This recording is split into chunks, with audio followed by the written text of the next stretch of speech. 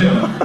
얘는 닮았다는 얘기를 가끔 해요. 제가 봐도 이렇게 닮진 않았는데 광대뼈가 도드라졌다는 것이 약간 싱크로율이 좀 맞는 부분이 있겠죠. 그런데 제가 이 이야기를 했더니 어떤 집회에서는 목사님 조석보다 얘를 더 닮은 것 같아요 하면서 직접 저한테 페이스북 친구를 신청해가지고 메시지를 보내온 친구가 있는데 한번 여러분들도 확인해 보시죠. 예. 목사님도 그렇게 영혼을 담아서 반응하십니다. 좀 제가 근데 이걸 받았을 때 여러분 제 기분이 좋았을까요? 나빴을까요? 좋았을 것 같아요. 이 정도는 감지덕지다 뭐 그런 얘기죠. 근데 별로 기분이 나쁘지 않았어요. 왜냐면 제가 봐도 싱크로율이 좀 비슷해요. 게다가 남자답게 생겼잖아요. 눈썹은 진하고 눈은 깊고 또 코는 주먹코에다가 남자가 하관이 이렇게 얄쌍해가지고 V라인이면 뭐 할 거니? 그잖아. 남자는 얼굴들이 큼지막한 게 좋은 거 아니에요? 아멘. 우리 자매들 잘 생각해봐. 너희들 지금 뭐 김수현, 뭐 공유 이런 친구들 좋아하잖아. 근데 실질적으로 길거리에서 만나서 사진 한번 찍어요 오빠 해가지고 찍고 나서 사진을 보면 폰을 부시고 싶은 거야. 왜 너희들이 달덩이처럼 보일 테니까. 그러니까 자고로 남자 얼굴이 큼직큼직한 게 좋은 겁니다. 할렐루야. 아니 뭐 여기서 네 농담이고요. 근데 별로 기분이 나쁘지 않았는데 알고 봤더니 얘가 뭐 하는 캐릭터인지 혹시 알아요? 오 어떻게 짱구 세대구나. 짱구는 못 말려에 나오는 짱구의 아빠를 짝사랑하는 게이예요. 게다가 심지어 이 장면이 그 아빠에게 사랑을 고백하는 장면이었던 거야. 그래서 제가 기분이 별로 좋지 않았던 생각이 듭니다. 여러분, 근데 제가 이렇게 생겼지만요, 저는 교회 생활, 저는 이제 모태신앙이에요. 교회 생활을 하면서 어렸을 때부터 저는 항상 여자들에게, 자매들에게 인기가 많았습니다. 아멘. 이 엄청나게 무거운 침묵은 무슨 의미지? 근데 진짜로 그랬어요. 친구까지 그렇게 비웃을 건 없잖아. 근데 실제로 제가 여자들한테 인기가 많았는데 문제는 뭐냐면 그 여자분들의 연령이 상당히 높았다는 데 있어요. 여자들이 실제로 저를 많이 좋아했는데 이제 권사님들이 엉덩이 툭툭 두드리면서 우리 이 시기 사위 삼고 싶네 이런 얘기를 많이 했단 말이에요. 근데 정작 그분들의 따님은 저에게 관심이 없었다는 게 슬픈 현실이었죠. 그러다가 제가 이제 주님의 일을 이렇게 열심히 하다 보니까 제가 이제 30대 중반까지 노총각이었는데 하나님께서 저를 이제 긍휼히 여기셔가지고 아리따운 여인을 저에게 보내주셨습니다. 제가 결혼을 했어요. 여러분 눈에는 어떨지 모르겠지만 제 눈에는요 김태희보다 설현보다 더 예뻐요. 여기 참 반응들이 되게 직설적이다. 근데 우리 자매들이 그런 생각해. 거울 보면서 아쉬운 거 생각하지 말고 내면을 가꾸고 여러분의 삶을 아름답게 가꿔서 너희들을 김태희보다 더 예쁘게 볼 수 있는 그 한 남자를 만나기를 축복합니다. 아멘. 얼굴 뜯어고칠 생각하지 말고 어차피 외모는 남자도 마찬가지예요. 외모는 살아가면서 한 명의 이성만 만족시키면 됩니다. 할렐루야. 30억 명의 이성을 만족시킬 필요 없어요. 우리 외모는 그래봤자 뭐 할 건데 얼굴 뜯어먹고 뭐 어떻게 할 거 아니잖아. 그리고 게다가 이렇게 남자가 만약에 우리 자매들이 남자를 너무 잘생긴 남자를 만나잖아? 그럼 평생 소가리를 하게 될 거예요. 얼굴값을 하거든. 근데 제 아내는 제가 이번 여름에도 정말 수많은 이게 수련회를 다니면서 밤늦게 새벽 늦게 들어가도 한 번도 걱정을 안 하더라고요. 제 얼굴에 뭐 어떤 집회 끝나고 나서 어떤 젊은 뭐 이렇게 청년들이 와가지고 이렇게 팔짱 끼면서 사진 찍어줘 이렇게 안 한다는 걸 알고 있기 때문에 그래서 여러분들도 좀 여러분 스스로를 진주처럼 보석처럼 여길 수 있는 그 사람을 만났으면 좋겠어요. 할렐루야. 제가 그런 제 아내를 보면서 제가 정말 하나님 제가 평생 하나님께 헌신하겠습니다 그런 고백을 해서 달려가고 있는데 제가 이 아내랑 이제 한 4년째 지금 같이 부부 관계를 지내고 있어요. 부부로 살아가고 있는데 작년 말에 이제 제 나이가 이제 내일 모레면 40인데 작년 말에 하나님께서 우리 가족에게 첫 아이를 선물해 주셨어요. 그것도 결혼 기념일 날에. 근데 실은 얘가요 얘 전에 한 명의 아이가 있었어요. 근데 걔가 유산이 돼서 1년 동안 우리 아내의 몸을 추스르느라 유산을 하고 그 다음에 하나님께서 선물로 주신 아이인데 그 아이의 사진도 가지고 왔습니다. 태어난 지 며칠 안 되는 신생아 사진이고요. 얘가 이렇게 자라가고 있습니다. 네, 거기다 통실통실 귀엽게 자라가고 있습니다.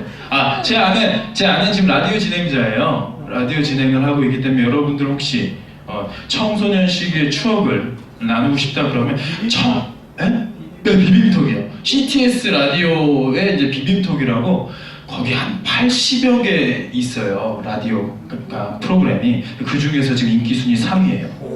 이제 청소년들을 위한 방송을 하는데 이제 여러분들 혹시 원하면 전도사님을 통해 가지고 전도사님이 또 친해요. 네, 그래갖고 오셔도 될 것 같은데 하여간 우리 아들도 이제 출연을 했습니다.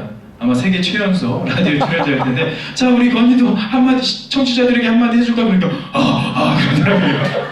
겁내기 무슨 말이었는지 못 알아들었지만 어쨌든 얘가 이렇게 자라가고 있어요. 너무 귀엽게 자라가고 있습니다. 근데 얘가 요즘에는요 살이 좀 올랐어요. 살이 쪄가지고 토실토실하게 찌다 보니까 별명이 하나 생겼는데 여러분 혹시 지방이라고 아십니까? 네, 그 365 MC에 나오는 그 지방이를 닮아가고 있어요. 얘를 볼 때마다 이걸 볼 때마다 얘가 떠오르는 거야. 게다가 얘가 여러분들 팔목 이 팔마디가 두 마디잖아요. 제 아이는 네 마디입니다. 혹시 여러분 아실지 모르겠지만 미쉐린 타이어의 모델이랑 너무 닮아서 팔이 이렇게 네 마디 너무 귀여워요. 얘가 이제 얼마 전에 이제 돌 사진을 찍었습니다. 다음 달에 이제 돌을 맞게 되는데 여러분 딱 보시면 알겠지만요. 얘가 귀엽긴 한데요. 신체 비율이 아빠를 닮아서 머리통이 상당히 큼지막합니다. 애기 중에서도 좀 그래요. 그러다 보니까 앞뒤 짱구예요. 그러다 보니까 이 아이의 출산을 하는데 40시간 진통을 했어요. 우리 아내가 40시간. 그래서 제가 와 엄마는 정말 여자는 위대하구나 그때 깨달았지. 그래서 평생 이 여인을 내가 섬겨야겠다라는 생각을 하게 되는데 여러분 생각해보세요. 첫 아이는 유산을 했고요. 둘째 아이 제가 이제 40이 다 돼가는 때에 첫 아이를 낳았어요. 근데 그 아이를 출산하는데 40시간 진통하는 모습을 봤으니까 얘가 얼마나 제게 귀하겠어요. 너무 소중하잖아요. 그래서 이 아이를 볼 때마다 제가 너무 사랑이 넘쳐 흘러요. 어느 정도냐면 여러분 혹시 본인의 똥을 만져본 적 있습니까? 모닝 응가를 딱 했는데 야 오늘따라 촉감이 보들보들 예뻐 보이네? 한번 만져볼까? 끔찍하죠? 끔찍하잖아.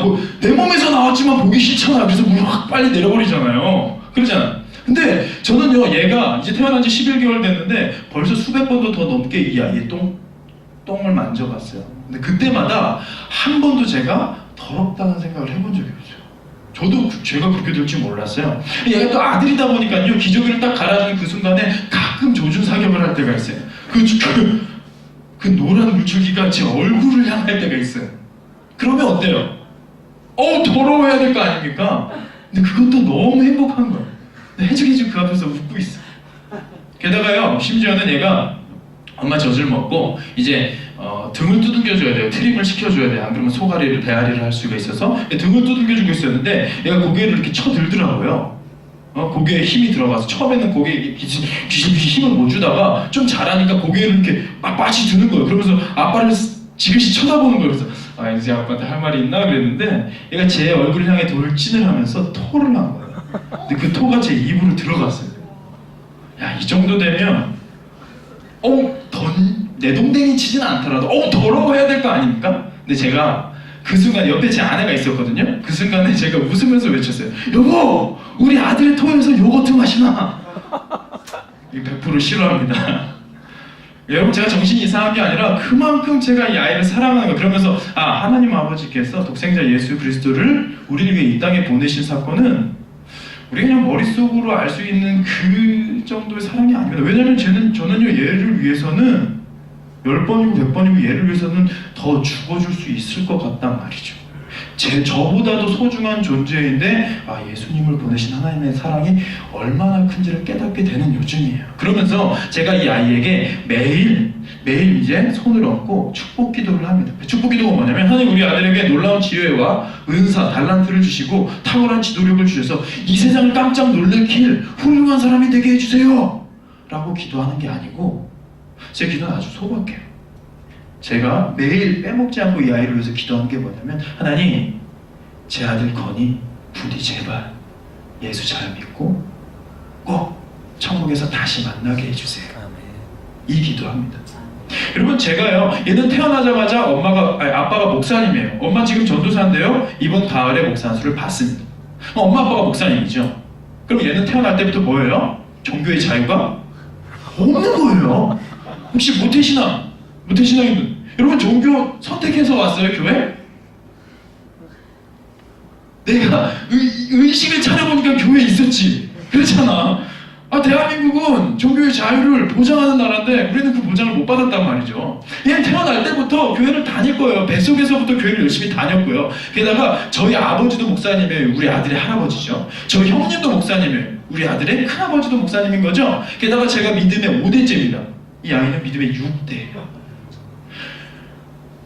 그런데 얘 목사 가문이잖아요. 목사의 아들이고 믿음의 6대쯤 되는데 그럼 얘는 웬만해선 교회를 떠날 일이 없을 거 아닙니까? 근데 제가 왜 이렇게 소박한 기도를 할까요? 자, 질문하겠습니다. 여러분 목사님 아들이면 천국행 티켓을 가지고 태어날까요? 그것은 아닐 거예요. 믿음의 6대쯤 되면 살아가면서 죄의 유혹에 흔들리지 않고 세상에 휩쓸리지 않고 천국 가는데 아무 문제 없을까요? 그것도 아닐 겁니다. 그죠? 이 아이가 천국을 가기 위해서는 뭐예요? 부모의 신앙이 중요한 게 아니라 이 아이가 하나님을 인격적으로 만나야 되는 것이죠. 아멘이십니까? 근데 이 아이가 살아갈 세상이 결코 믿음을 지키기 쉽지 않은 시대가 다가오고 있다. 여러분 30년 후에요. 지금 전문가들이 뭐라고 얘기하냐면 30년 후에 대한민국의 기독교 인구 비율이요 3% 밑으로 추락할 거래요. 30년 후면 되게 멀어 보이지만요. 여러분 끼켜야 40대 중후반 되는 거예요. 그때 이제 열심히 이제 사회생활 열심히 할 때잖아요. 30년 후에 제 아들은 30대 초반입니다. 창창할 나이에요. 근데 그때 뭐라고요? 대한민국의 100명 중에 예수 믿는 사람이 3명도 안 된다는 거예요. 지금 이런 추세로 가다가는요. 전문가들이 수많은 통계 자료를 보면서 그 추세를 그래프로 이렇게 분석을 한 다음에 얘기하는 자료가 그렇다는 겁니다. 근데 그 3%가 뭐의 기준인지 혹시 아십니까? 선교학에서 선교사를 파송할 때요. 이 나라가 미전도 종족임을 체크를 해요. 그러니까 그 나라에 미전도 종족인지 아닌지를 규정하는 그 퍼센테이지가 3%예요. 그러니까 이 나라의 100명 중에 예수를 믿는 사람이 3명도 안 된다 그러면 전도가 안 된 민족이다 해가지고 선교사를 파송해야 되는 나라가 되는 거예요. 근데 우리나라가 미전도 종족이 된다는 거예요. 30년. 이 아이가 열심히 사회생활 해야 할 그때. 그러니까 저는 두려운 거예요. 얘가 부모의 신앙으로 천국 갈 수 없는 걸 알기 때문에. 그래서 얘는 뭘 어떻게 해요? 얘가 인격적으로 하나님을 만나야 천국 갈 수 있는 거예요. 여러분 교회 열심히 다니면 천국 갈까요? 그거 아니에요. 교회 열심히 다니는 사람 중에 예수님이랑 아무 상관없이 사는 사람들 너무 많아요. 여러분 친구들 중에도 어쩌면 여기 있는 친구들 중에도 해당 사항이 있을 수도 있는데 나는 교회는 다니지만 예수는 관심 없고 하나님 난 잘 모르겠는데 그냥 내 친구들이랑 추억 만드는 게 좋아서 교회에서 추억 만드는 게 학교에서 추억 만드는 것보다 훨씬 수월하거든. 이번 여름에도 수많은 교회에서 수련회 가서 2박 3일 동안 놀면서 그 안에서 추억거리 많이 만들었단 말이에요. 근데 세상 친구들이랑 교회 안 다니는 친구들이랑 그런 추억 만들기는 쉽지 않거든. 그러니까 추억이라는 타이틀만 가지고 우리는 교회에 다닐만 해요. 언제까지? 고등학교까지. 근데 청년부 올라가면 이게 달라져요. 청년부 올라가면 추억 만들려면 교회를 빨리 떠나는 게 좋아. 이제 청년부쯤 올라가면 교회에서는 이제 좀 써먹어 보려고 야 와서 봉사 좀 해라 이러거든. 근데 세상 친구들은 금요일 저녁만 되면 모여가지고 야 2박 3일 MT 가자 놀러 가자 이렇게 되고 술 마시고 이렇게 되거든. 그러니까 인격적으로 예수를 만나지 못한 친구들이 청년부 올라가서 교회를 계속해서 다닐 수 있는 확률이 현저히 낮아지는 거예요. 제가 청소년 사역을 지금 15년째 하고 있는데 지금 고등학교 3학년 12월 마지막 주 와요. 대학교 1학년 혹은 고등학교 졸업하고 나서 아직 졸업은 안 했지만 그래도 교회력은 그렇잖아요. 1월 1일부터 우리는 1월 첫 주부터 청년 올라가지 않습니까? 그 첫 주, 그 2주 사이 12월 말과 1월 첫 주 2주만 비교해도요. 고3 친구들이 이탈률이 얼마나 되냐면 그 비공식 통계입니다만 제가 수많은 사역자들한테 물어봤어요. 니네 교회 어떠냐? 네가 아는 교회들 어떠냐? 한 주 만에 50%가 증가를 해요. 그 말은 뭐예요? 교회는 열심히 나왔지만 예수는 모르겠다는 거. 그냥 친구 따라 나온 거예요. 혹시 여러분 안에도 그런 친구들이 있다면 그거 좀 고민했으면 좋겠어요. 근데 교회 다니는 것이 뭘까요? 여러분 교회 다니는 이유와 목적이 뭡니까? 친구 만나는 거예요? 부모님의 마음을 그냥 좀 평안하게 해주기 위해서 다니는 거예요? 여러분 교회는요, 사도 바울이 뭐라고 얘기했냐면 우리가 바라는 것이 다만 이 세상의 삶뿐이면 우리가 세상 사람들 중에서 가장 불쌍한 자일 것이다 라고 얘기를 했어요. 교회 열심히 다녔는데 잘 들었어요. 잘 새겨들었어요. 여러분 이제 고등학교 졸업하고 나면 청년부 올라갔을 때 매 주말마다 유혹들이 엄청 날 거예요. 왜? 교회만 안 다니면 내가 누릴 수 있는 레저가 많아. 심지어 주말 알바만 하더라도 교회 시간에 겹쳐가지고 고민해야 되는 게 크리스찬의 삶인 거예요. 근데 내가 정말 예수를 만나지 못했으면 그러면 지킬 수가 없다. 그래서 여러분들이 기도했으면 좋겠어요. 여러분 찬양할 때 방방 뛴다고 구원받는 거 아닙니다. 찬양할 때도요, 아까도 막 앞에 찬양팀이 정말 열정적으로 찬양했잖아요. 그러면서 우리가 막 박수 치면서 찬양을 했단 말이에요. 또 수련회 가면, 또 교회 수련회 가면 방방 뛰면서 찬양한 친구들이 있을 거란 말이에요. 근데 예수 없이도 얼마든지 찬양 시간에 방방 뛸 수 있다는 거 우리가 인정해야 됩니다. 친구 따라 교회 갔는데 오늘따라 찬양 인도자와 찬양팀이 세션이 준비가 잘 됐고 내가 좋아하는 장르의 그런 음악을 맞춰서 앞에서 신나게 드럼도 나오고 막 베이스도 둥가둥가 하면서 하는데 나도 기분이 좋아졌어요. 그러면서 나도 그냥 같이 뛰면서 이건 찬양이 아니라요, 그냥 젊은이들이 클럽 가가지고 술 마시고 이성 꼬시려고 부비부비 하는 거랑 다를 게 전혀. 그리고 기도할 때 눈물 펑펑 쏟으면 그게 믿음 좋다고 우리가 보증할 수 있을까요? 그렇지 않아요. 수련회 둘째 날 저녁 집에 끝나고 밤에 기도회를 하면요, 애들이 정말 많이 울거든요. 근데 그 중에 분위기 쫓아서 오는 애들도 많아요. 내가 2박 3일간 하여간 집을 떠나가지고 왔는데, 친구 따라서 추억 만들려고 왔는데 오늘 재밌게 놀았고 말씀도 감동적이고 다 좋아. 근데 갑자기 불 끄라고 해가지고 뒤에 찬양팀도 이렇게 반주를 해주고 있습니다. 앞에 이도자가 막 감동적인 멘트를 날려줘요. 나도 괜히 내 마음도 뭉클해지고 센치해지는 거예요. 근데 옆에 믿음 좋은 친구가 갑자기 펑펑 눈물을 흘리면서 주여 기도를 해요. 왠지 나도 막 생각을 하다가 집에 두고 온 엄마한테 내가 평상시에 못했던 게 생각이 나서 하면서 눈물을 흘려요. 옆에 전도사님은 얘가 은혜 받은 줄 알아. 내 친구도 내가 하나님 만난 줄 알아. 근데 전혀 하나님과 상관없이 우리가 기도 시간에도 눈물을 흘릴 수 있다니까. 우리가 속으면 안 돼. 교회 열심히 다니는 게 우리의 구원을 담보하는 게 아니에요. 우리가 구원을 얻는 건 뭐냐? 영원한 생명이 이터널 라이프예요. 이게 진짜 세상 친구들은요, 만약에 이거를 진실로 이 복음에 직면하게 되면 아이들이 놀랄 만한, 지금 서울 외고 중에도 예수님 믿지 않는 친구들 많잖아요. 그 친구들이 정말 여러분들은 모태신앙이기 때문에 코올리게 때부터 귀가 닳도록 들은 그 복음에 대해서 아이들이 제대로 직면하게 됐을 때 이 삶이 변한 애들이 너무 많다고. 근데 정작 교회 다니는 우리들은 그게 너무 익숙해진 나머지 그게 내 마음을 와닿지 않아. 튕겨져 나가는 거야. 그래서 교회는 열심히 다녀. 왜? 이 안에 있으면 마음은 편안하거든. 그런데요, 나더러 주여 주여 하는 자마다 아버지께로 올 것이 아니라고 하나님 분명히 말씀하셨어요. 하나님은요, 우리의 중심을 보십니다. 여러분들이 정말 인격적으로 하나님을 만났나 그렇지 못한가 체크해봐야 돼요. 제가 이번 여름에도 수많은 청소년들을 만났습니다. 제가 집회 갈 때마다 물어봐요. 여기서 지금 당장 주님 오셔도 천국 갈 자신 있는 사람, 확신 있는 사람 손들어보라고 하잖아요.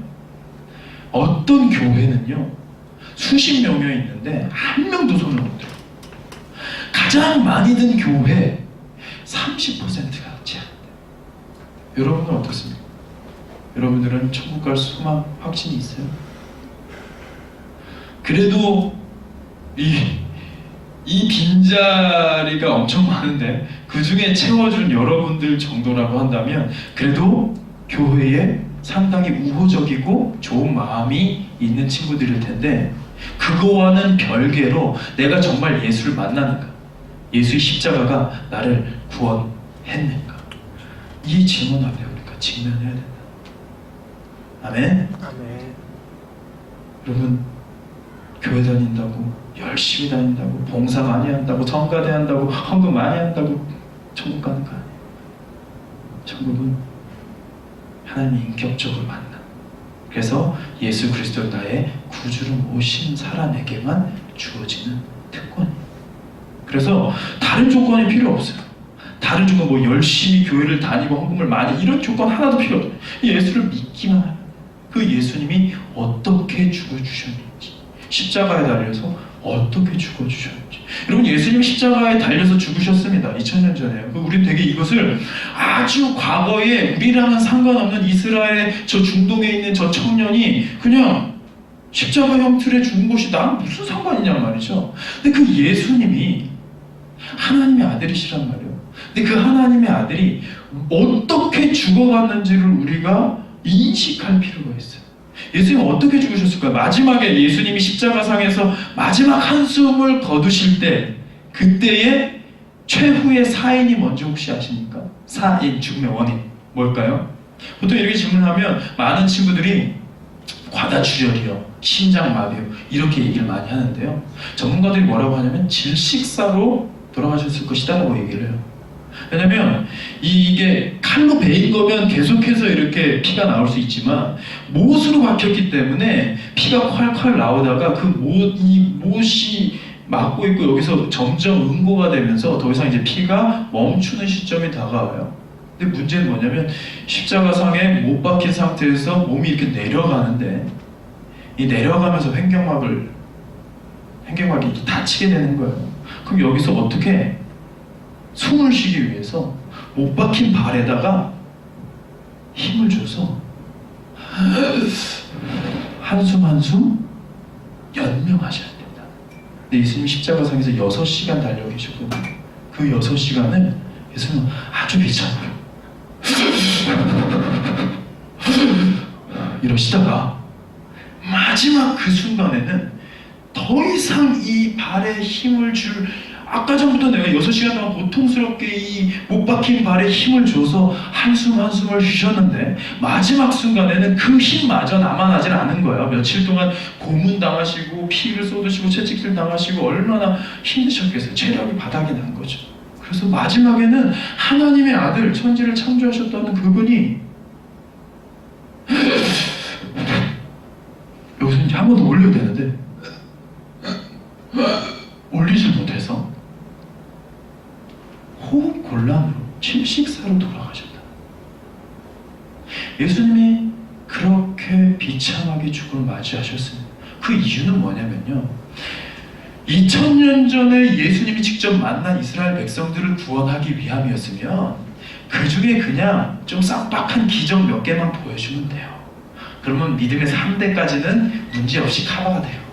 왜? 직접 목격했고 이걸 통해서 하나님께서 공중부양도 얼마든지 하실 수 있을 거 아니야. 근데 그렇게 안 하셨죠. 왜? 지금 당장 파워풀한 메시지로 기적으로 이 내가 만나는 이 12제자들 외에 이스라엘 족속들이 지금 돌이킨다 하더라도 그 미션을 마치고 예수님이 하늘로 올라가셨을 때 그 이후에 다음 세대, 그 다음 후손들은 다시 죄의 길로 빠질 수밖에 없다는 걸 아셨기 때문에, 여러분, 예수님은요 그 당시에 살아있었던 이스라엘 백성들을 구원하러 오신 게 아니라 그 이후 세대를 위해 오셨다는 거예요. 그 이후 세대가 지금 우리까지 이어진 거죠. 그러기 때문에 하나님의 아들이 그렇게 비참하게 죽어주셨기 때문에, 왜 죽었느냐? 우리 교회 안 다니시고 잘 모르시죠? 왜 죽었느냐? 성경이 분명히 하나님께서 이 세상을 천지 창조하시면서 기준을 세우셨는데, 죄를 지어서, 하나님은 너무 엄격한 분이라 죄를 지으면 그 죄의 대가가 사망이었어요. 죄를 지으면 죽음으로 그걸 갚아야 되는 거예요. 근데 모든 인류가 죄를 지으니까 다 죽음으로 그 죄의 대가를 치러야 되는 게 하나님 보시기 너무 안타까우셔서, 야, 그러면 얘네 죄를 다 용서해 주자 라고 하는 것은 또 하나님의 정의와 배치되는 일이기 때문에, 그러면 이 모든 인류의 죄를 대속할 그 한 명의 희생, 그것을 내가 감당해야겠다 라고 해서 예수님이 십자가를 지신 거죠. 그걸 믿기만 하면 천국 간다는 거예요. 이게 처음 딱 들으면 에이 뭐 믿기만 하면 천국 가 라고 하는데, 그 이면에 실질적으로 있었던 사건들을 우리가 돌아보면 그게 믿는 것이 얼마나 고결한 예수님의 십자가에 뒤덮이는 은혜인지 그 경험하게 되는 거죠. 여러분, 교회 열심히 다닌다고 천국 가는 거 아니고요, 예수를 믿어야 천국 가는 거예요. 아멘. 그래서 우리에게 필요한 말씀이 뭐예요? 우리 한번 같이 읽어볼까요? 시작. 그러나 우리의 시민권은 하늘에 있는지라 거기로부터 구원하는 자 곧 주 예수 그리스도를 기다리노니. 아멘. 그러니까 우리의 시민권이 어디에 있냐? 이 땅에 있는 게, 대한민국에 있는 게 아니라 저기 이제 나중에 이민 가가지고 미국 시민권을 받는 그런 게 아니라, 우리 시민권은 하늘에 있다. 우리 존재는 하늘에 있는 구별된 존재들이라. 이게 여러분 정말 내가 진짜 확신하게 거하게 되면 여러분들의 삶이 믿지 않는 친구들이랑 구별될 수밖에 없다는 거예요.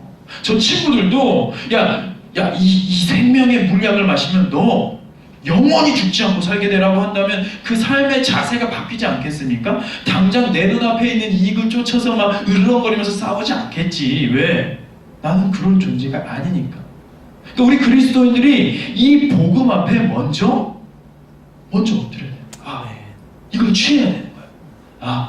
나는 이 세상에 살아가지만 이 세상에 속한 자가 아니라 하늘에 속한 자가.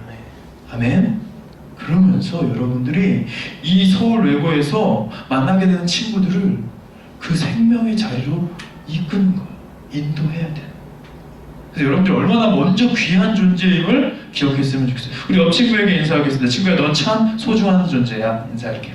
친구야, 넌 참 소중한 존재야. 얼마나 소중한 존재냐면 예수님이 대신 죽어주실 만큼, 그만큼 소중한 존재라는 겁니다. 자, 이제 시간이 없으니까요, 우리 비전에 대해서 우리가 같이 한번 좀 나눠보려고 합니다.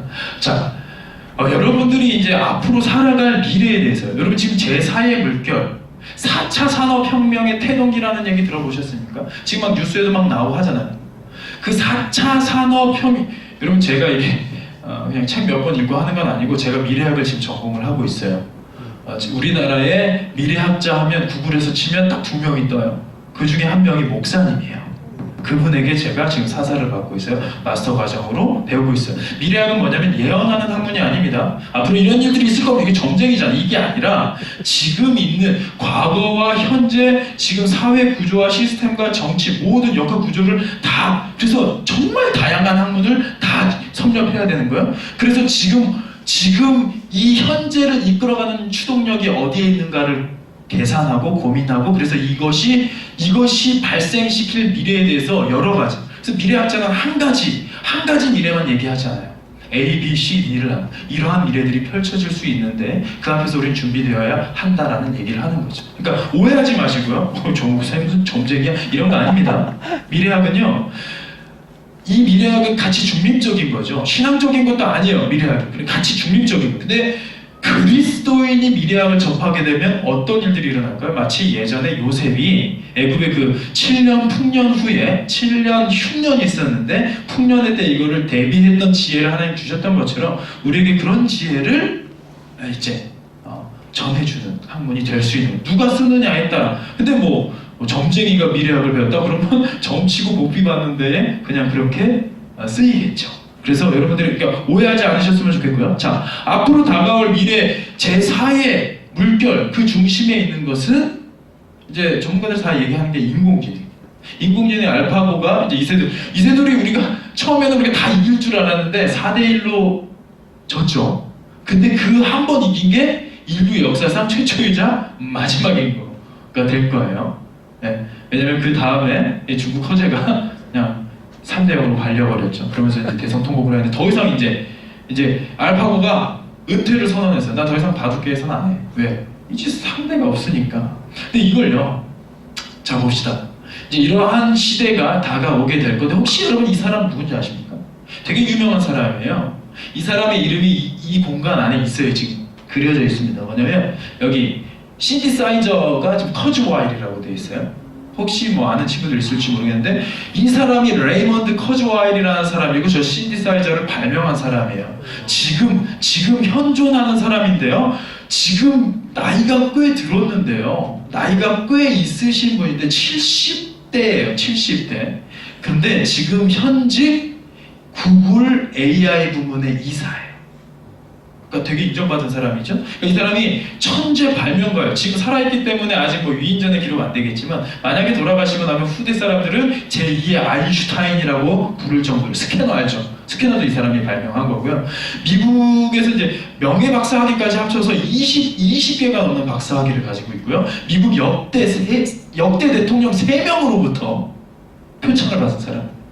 이 사람이 미래학자이기도 해요. 저명한 미래학자입니다. 이 사람이 그래서 지난 30년 동안 미래 예측을 한 게 86% 이상 적중했다라는 데이터가 있어요. 이 사람은 그냥 허풍선이가 아니고 뭐예요?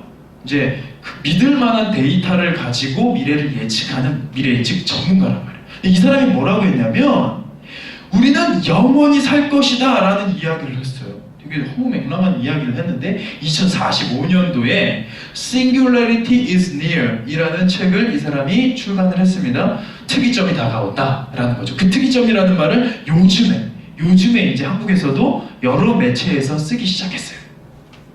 근데 그 특이점이 뭐냐면 인공지능이 모든 영역에서 인간의 지능을 뛰어넘는 시기를 말해요. 지금은 연산 처리 능력에선 이미 바둑계에서 보여준 것처럼 인간의 두뇌를 뛰어넘었지만 아직 뭐 창의적이고 논리적인 뭐 이런 것들은 아직은 뭐 걸음마 수준이잖아요. 근데 2045년쯤 되면 여러분 몇 살입니까 이때? 응? 그치. 40대 중반이란 말이에요. 근데 여러분들이 사회에서 이제 가장 경쟁력을 가지고 치고 나가야 할 그때에 인공지능이 모든 영역에서 인간을 추월할 거라는 거예요. 그래서 미래예측 전문가들이 뭐라고 하냐면 2045년도까지의 로드맵이 있습니다. 근데 그 이후는 블랭크예요. 왜? 그때부터의 인류 기술과 문화의 발전은 인공지능이 주도할 것이기 때문에 우리의 상상력을 벗어나는 영역. 그래서 특이점 아시죠? 특이점을 지나는 순간 기하급수적으로 이렇게 올라가는 그 시점이 여러분들이 한창 사회 활동을 할 때쯤이라는 거예요. 그래서 이런 분위기들이 이렇게 이게 공상과학에 나오는 이런 일들이, 이런 영화 같은 일들이 이제 앞으로 다가오게 되겠죠. 이 인공지능의 발전이라는 것은 상당히 폭발력을 가지고 발전을 하게 될 겁니다. 그러면서 이제 우리들, 그러니까 여러분들에게 피부에 와닿는 변화는 무엇이냐면 직업이에요, 직업. 여러분들이 앞으로 택해야 할 그 직업군이요. 지금 과거의 패러다임을 가지고 바라보면 이거는 참 여기 내가 이거 전공만 할 수 있으면 왔다지라고 하는 영역들이 있어요. 그런데 전문가들이 말하는 것은 인공지능이 발전을 하면서 우리 인류의 직업 전선에 영향을 미치는데 한번 봅시다. 지금 JTBC에서 지금 손석희 사장이 직접 이 프리젠팅을 하고 있죠. 이게 20년 안에 사라질 가능성이 얼마나 되느냐? 텔레마케터는 99%입니다. 회계사는 지금 여러분 혹시 주변에 회계사 하시는 분들 지금 돈 잘 벌어요. 공부 열심히 해야 되는 거야.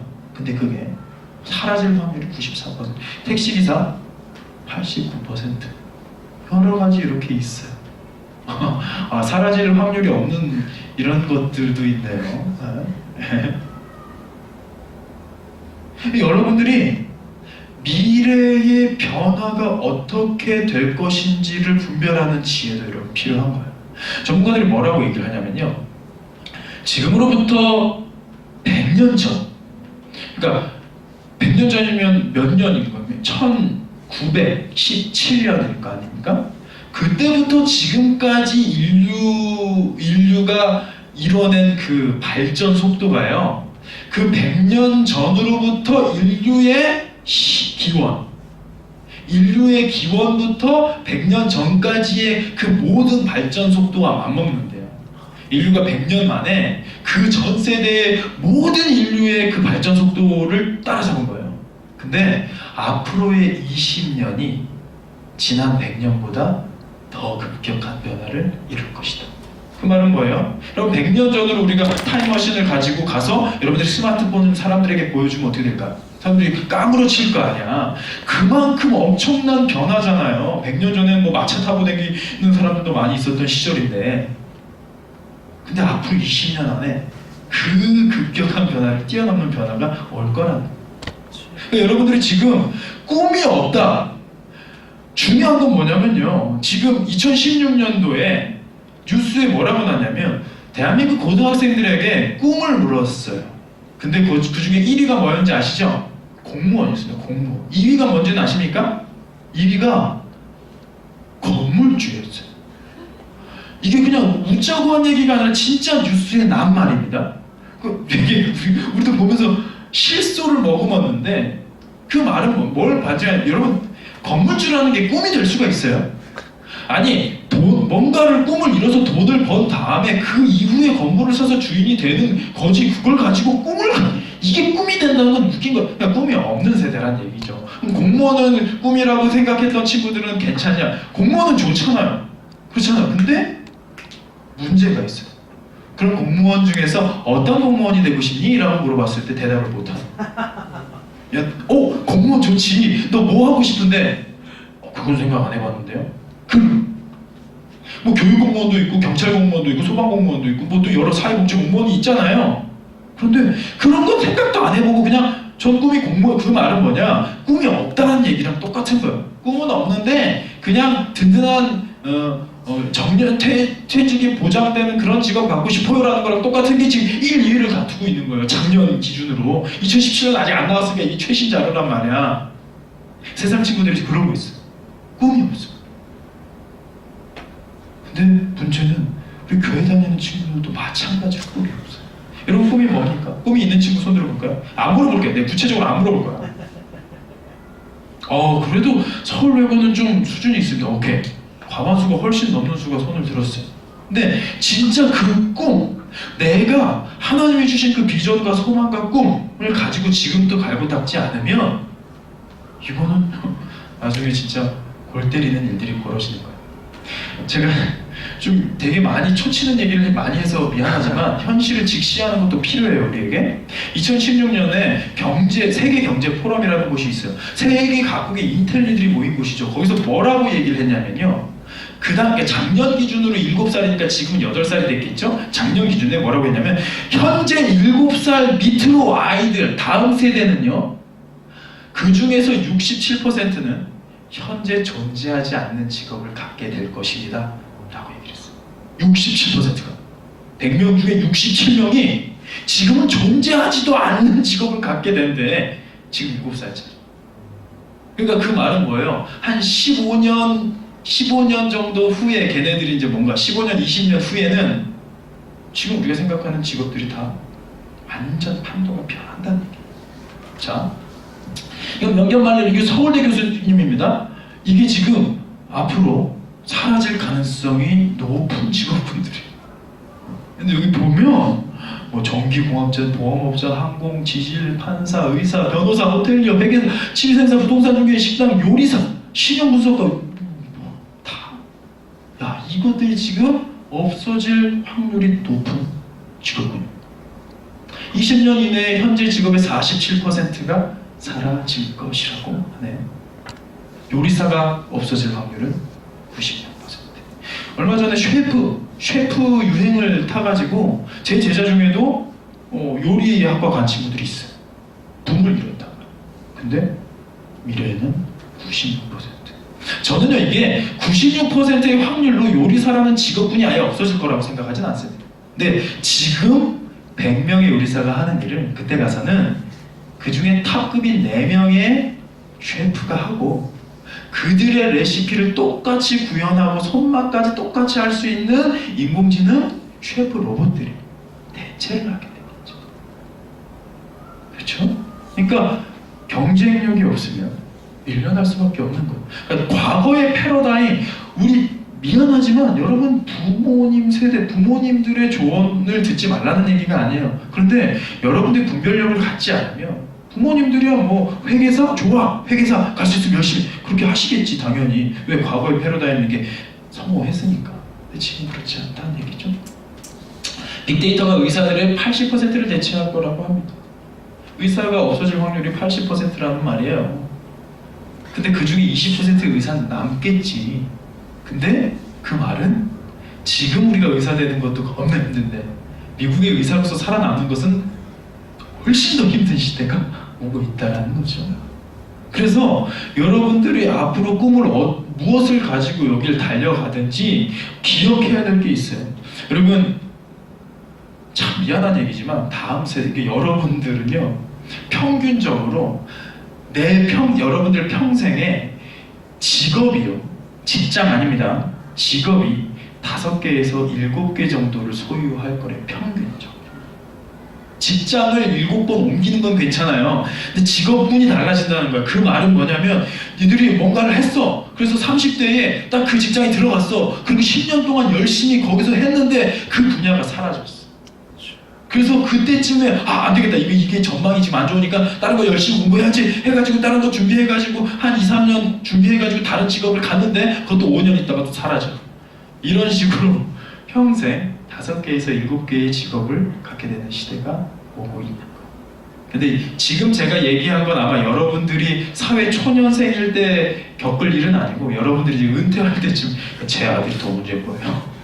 그런 시대가 지금 다가오고 있는 겁니다. 2030년에 뉴스의 90%를 컴퓨터가 쓸 것이라는 거예요. 지금도 수많은 인공지능이 뉴스를 기록하고 있는데 90%, 10개의 기사 중에 9개의 기사가 인공지능이 컴퓨터가 쓰는 시대가 다가온다라는 겁니다. 그래서 여러분들이 좀 준비되고 훈련되어 있었으면 좋겠어요. 그래서 어떤 직업을 갖는 것도 중요하지만 더 중요한 건 뭐냐면 내가 어떤 영역에서 그러니까 어떤 직장 가가지고 뭐 삼성 가면 되지 뭐 그 중에서 내가 뭘 전공하든 뭐 거기 붙어 있으면 되지 이게 아니라 그럼 삼성이 30년을 버티리라는 보장이 없어요. 20년을 버티리라는 보장이 없어요. 지금 대기업 중에 10년 후에 대기업 중에 우리나라 10대 기업 중에 10대 기업 중에 그 중에 6개 정도는 10년 후에 없어진다는 얘기를 하고 있어요. 그렇기 때문에 그러면 더더욱 공무원? 좋습니다. 근데 어쨌든 여러분들이 원하는 영역에 원하는 삶의 디자인을 품고 있어야 된다.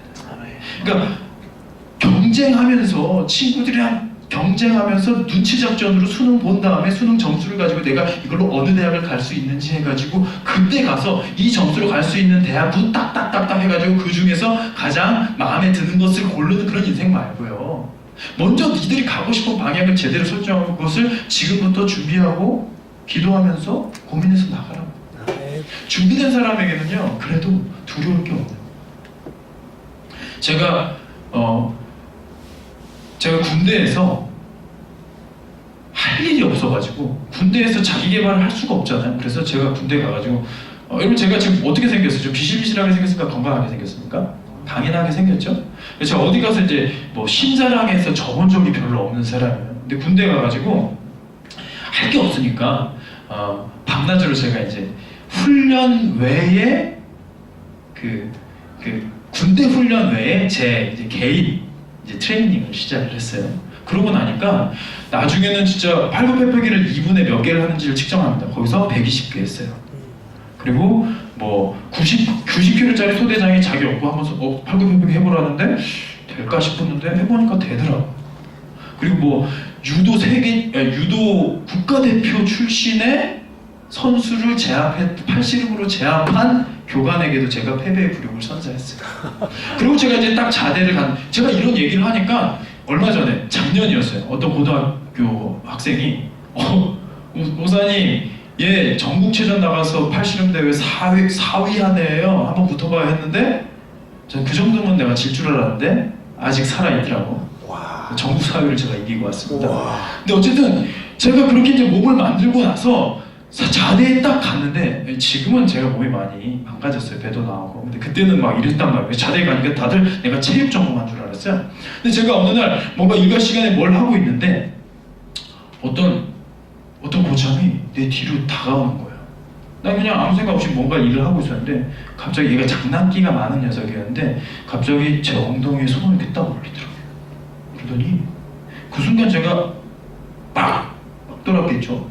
근데 얘가 선을 넘지 말아야 될 걸 넘어버린 거야. 거기서 제 엉덩이 이렇게 쓸어 내리면서 신음소리를 낸 거야. 아, 제가 진짜 죽여버릴 뻔했어요. 근데 그 순간에 제가 어떻게 했냐면 얘가 누군지 확인도 하기 전에 팔목을 그 자리에서 딱 잡았어요. 낚아챈 다음에 이 자리에서 이게 비틀어 버렸어요. 그러니까 압도적인 힘이 있으니까 장난치던 애가 갑자기 이렇게 꼬여가지고 난리가 난 거예요. 근데 만약에 그때 제가 저항할 힘이 없었으면 어떻게 됐을까요? 비틀려고 하는데 그래도 안 비틀어져. 뭐야 이 새끼 좀 반항한 거야? 그 다음부터 어떻게 됐을까요? 제 군생활은 꼬였겠죠. 근데 만약에 제게 힘은 있었지만 용기는 없었다면 어떻게 됐을까요? 그다음부터 제 엉덩이는 그 고참에 노리개감이 됐겠죠. 그런데 제가 저항할 용기와 함께 훈련된 힘이 있었다고. 그랬더니 제가 이렇게 팔을 제끼면서 그 눈을 똑바로 쳐다보면서 얘기했어요. 한 번만 더 있다 이 짓 하면 가만 안 둡니다. 그러니까 얘가 그 살기 어린 제 눈빛에 쫄아가지고 부들부들 떨면서 미안해 장난이었어. 얘가 실제로 뭐 이제 게이 성향이 있었던 애는 아니고 그냥 장난으로 한 거였는데 얘가 후임병 앞에서 부들부들 떨면서 그 다음부터 제 눈에 안 띄려고 이렇게 피해다니는 거예요. 제대할 때까지. 전 여러분들도 훈련된 사람이었으면 좋겠어요. 준비된 사람이었으면 좋겠어요. 이런 미래에 이런 일들이 와도 그때 가도 인간이 여러분들이 고유하게 할 수 있는 부분들이 준비가 되고 훈련이 되었다면 얼마든지 우리가 맞설 수 있는 거예요. 자, 그래서 리틀 데이비 컴플렉스 준비된 돌멩이. 자, 그럼 혹시 골리앗의 키가 다윗이랑 골리앗이랑 싸웠죠. 골리앗의 키가 몇 센치였는지 아시는 친구 있나요? 골리앗의 키 몇 센치쯤 됐을까요? 골리앗의 키는 한 2m 90 정도 됐어요.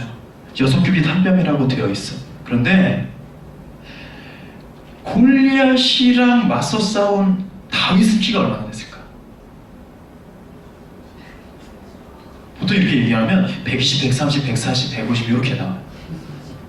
우리 생각에는 어떤 느낌이냐면 이런 느낌인 거예요. 꼬맹이가 마치 기저귀가 어울리는 꼬맹이가 나와가지고 너 이 자식 우리 하나님을 욕했어 가만 안 둬 해가지고 막 달려가지고 돌멩이 딱 던졌는데 당연히 이상한 데로 날아가겠지. 근데 하나님께서 딱 보시더니 야 큰일 났다 가브리엘 지금 내 편 들어준 애가 얘밖에 없는데 여기서 얘가 지면 내 가오사 하자 가서 개조 수정해. 그러니까 이 가브리엘 슝 날아가가지고 이상한 데로 날아가던 그 돌멩이를 가져다가 골리앗의 이마에 딱 매다 꽂은 사건 이렇게 생각을 해요. 그 말이 뭐냐면 준비되지 않은 훈련되지 않은 철부지 꼬마였지만 믿음을 가지고 골리앗을 이겼다라고 우리가 생각을 한단 말이에요. 그래서 우리 크리스찬들이 무슨 생각을 하냐면 아이고 다 하나님이 하실 건데 뭐 하면서 내가 준비해야 될 부분에 대해서 고민을 하지 않아요.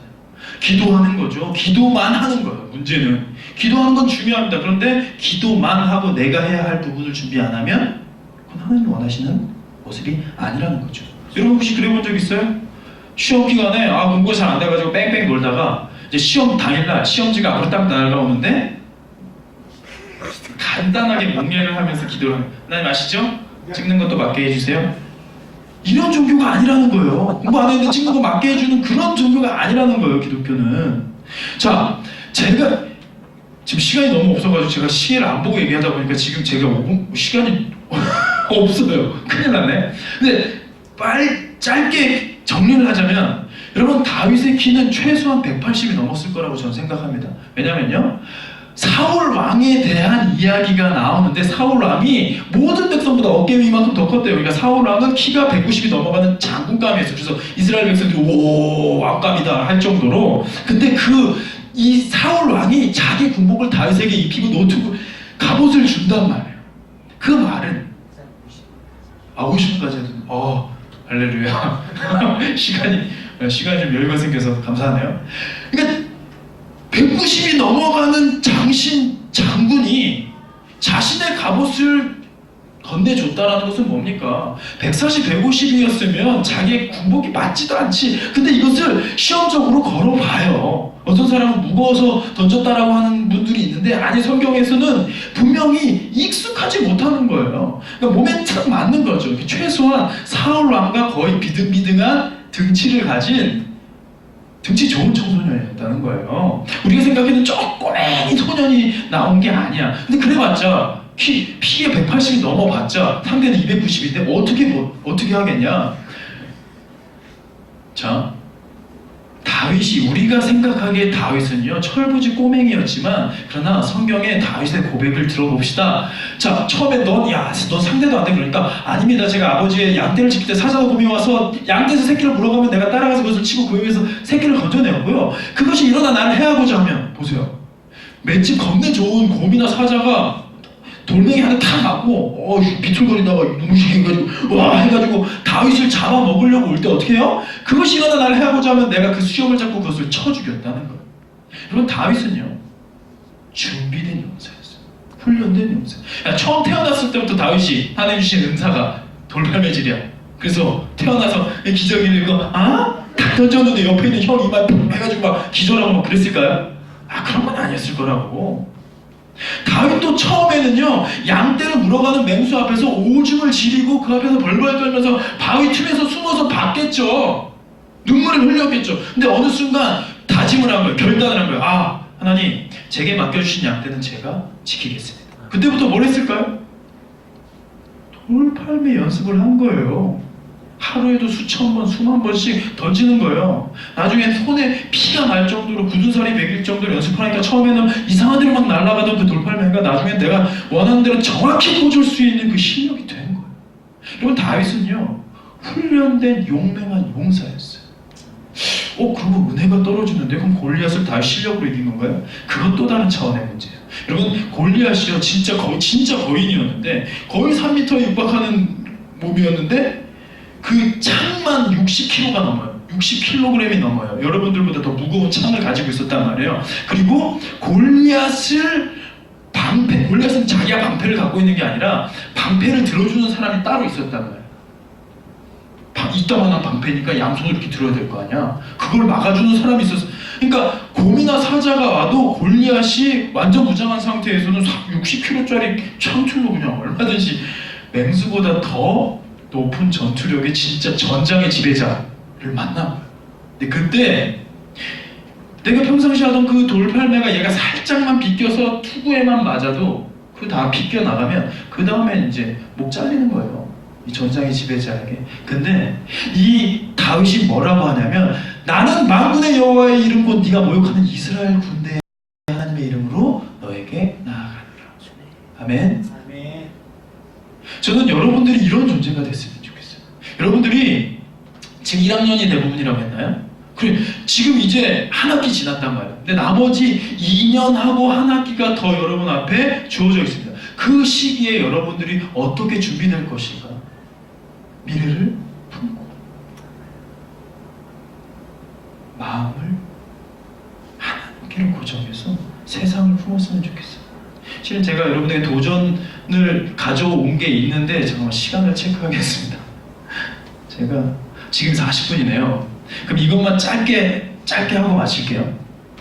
뭐냐면 이제 광야의 시간, 지금 여러분들이 광야의 시간에 있는 거예요. 이것을 미래 준비 학교라고 생각을 하시길 바랍니다. 자, 최장암이 뭔지 아십니까 혹시? 최장암이요 사망률이 95%에 이르고요, 진단 후에 평균 생존 기간이 3에서 6개월밖에 안 되는 아주 무서운 병이에요.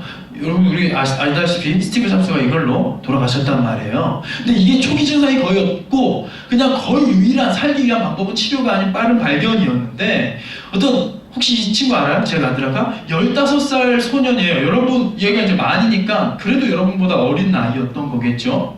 얘는 이제 중학생 때예요. 가족처럼 생각하는 아저씨, 아빠의 친구 테드라는 아저씨가 있었는데 췌장암으로 사망한 거예요. 너무 슬퍼하면서 눈물을 흘리고 있었는데 의사가 하는 말을 들었어요.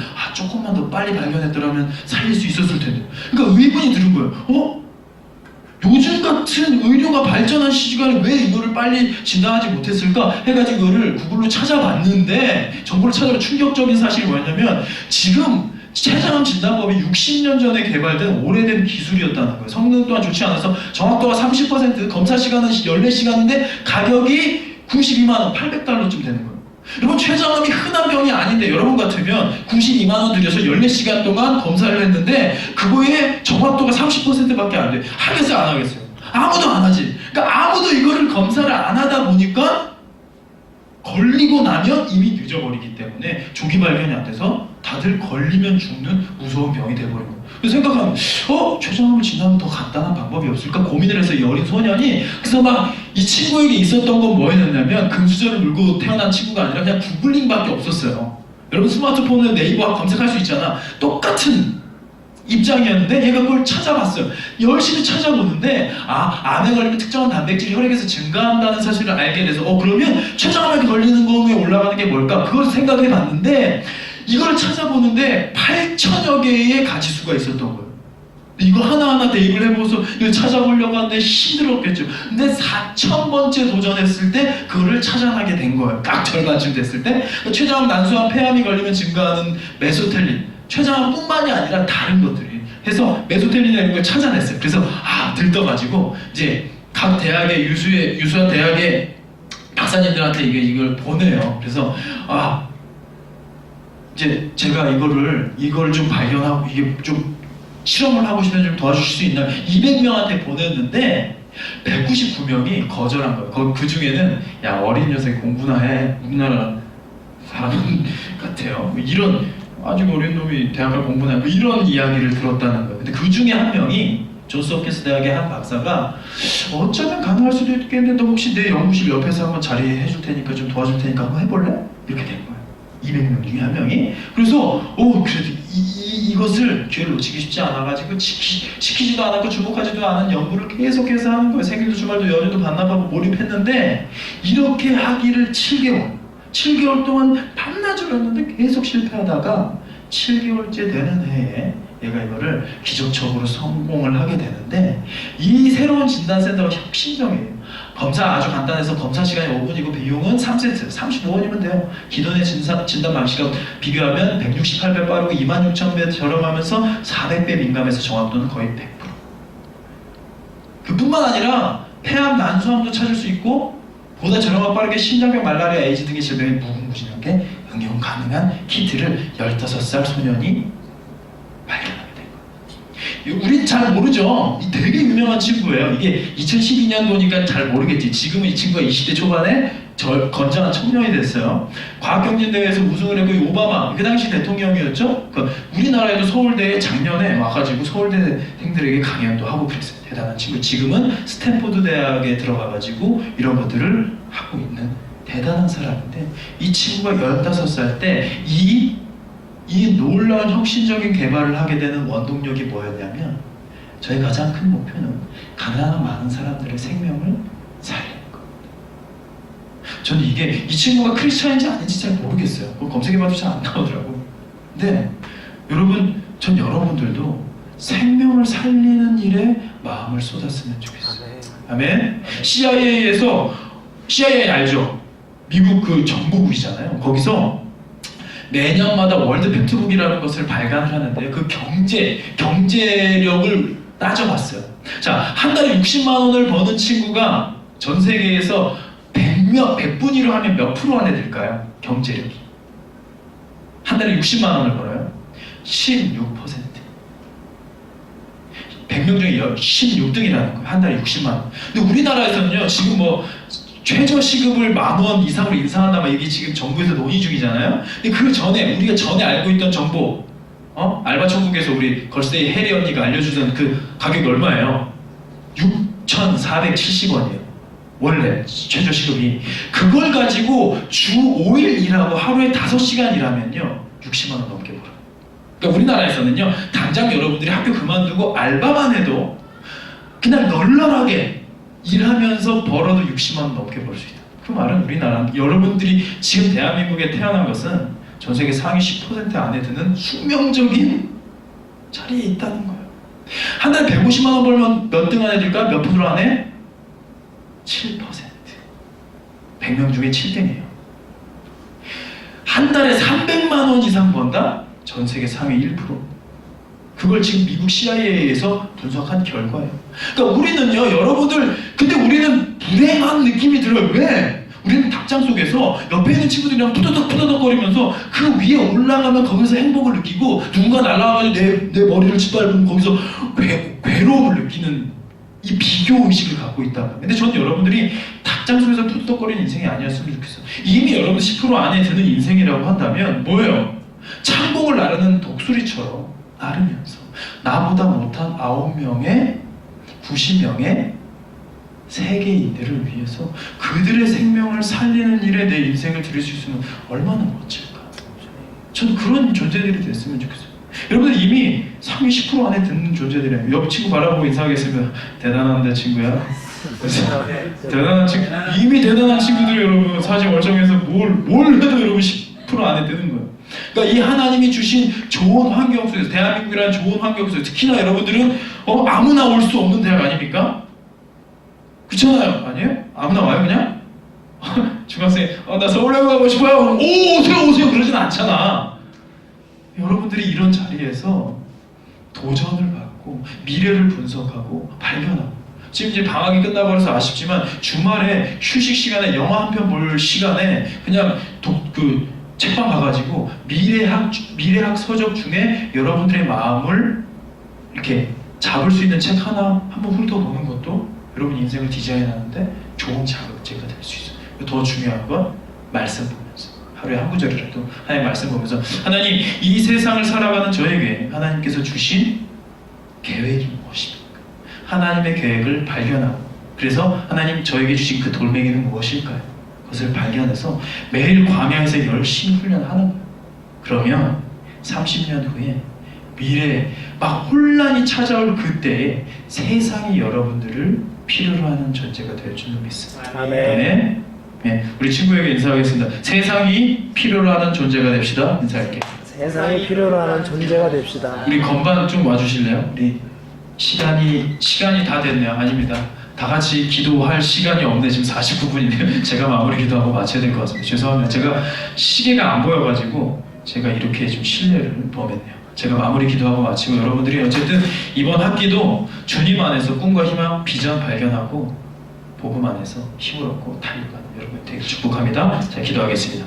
하나님 감사합니다. 하나님께서 이 귀한 다음 세대를 큰 기대감을 가지고 바라보고 계실 텐데, 특별히 서울 외고에 하나님께서 세워주신 귀한 주님의 청소년들을 주님의 손에 올려드립니다. 아버지, 앞으로 우리가 살아갈 미래는